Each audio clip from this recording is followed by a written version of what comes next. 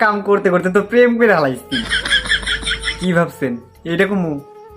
হো তাইলে ঘটনাটা কই। ওই যে আপনাদের কইছিলাম না, স্ট্যান্ডে এক বড় ভাইয়ের দোকানে বসে থাকি, আর তার সামনের দোকানে একটা মেয়ে আইছিল, আর সাথে মেয়ের মা আসছিল, আর মেয়ের মা আমাদের বাড়িতে বিচার দিছিল। তো আজকে ওই মেয়ের সাথে স্ট্যান্ডে দেখা হয়েছে। মেয়ের দেখে তো আমি একটা শয়তানি হাসি দিলাম, মেয়ে আমার দিকে তাকিয়ে রেখেছে।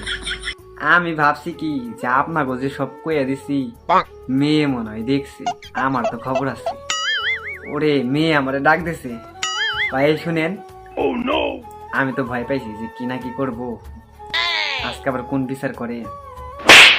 মেয়ে আমারে বলে, তোমার সাথে কিছু কথা আছে, তোমার সাথে কিছু কথা আছে।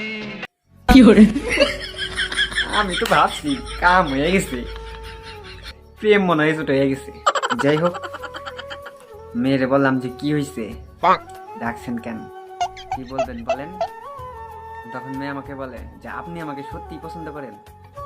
আমি মনে মনে ভাবলাম যে এই সুযোগ আর হাত ছাড়া করা যাবে না, সুযোগ যেহেতু একটা পাইছি, সুযোগটা কাজেই লাগে ফেলাই। বলে দিলাম আপনাকে সত্যি অনেক ভালো লাগে, আর ভালোবাসি কথাটা তো এত সহজেই বলা যায় না, কারণ এটা অনেক দামি। আপনি যদি নেন একদম ফ্রিতে দিয়ে দেব, নিবেন? তখন মেয়ে বলে যে আচ্ছা ঠিক আছে, আপনার নাম্বারটা মারা দেন। আমি তো নাম্বারটা দিছি। মেয়ে আমার আজকে প্রপোজ করছে। খুশিতে আমি তো আত্মহারা। হায় আল্লাহ, আমি প্রেম করা পারি না, প্রেম করবার গেলে খালি পিক পরে আকাম কুকাম কইরে একবারে বিধি কিস্তা করে হালাইছি।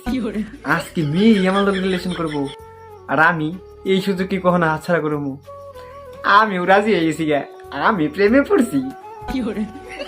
কেউ সিরিয়াস নেন না, সব মিছা কথা।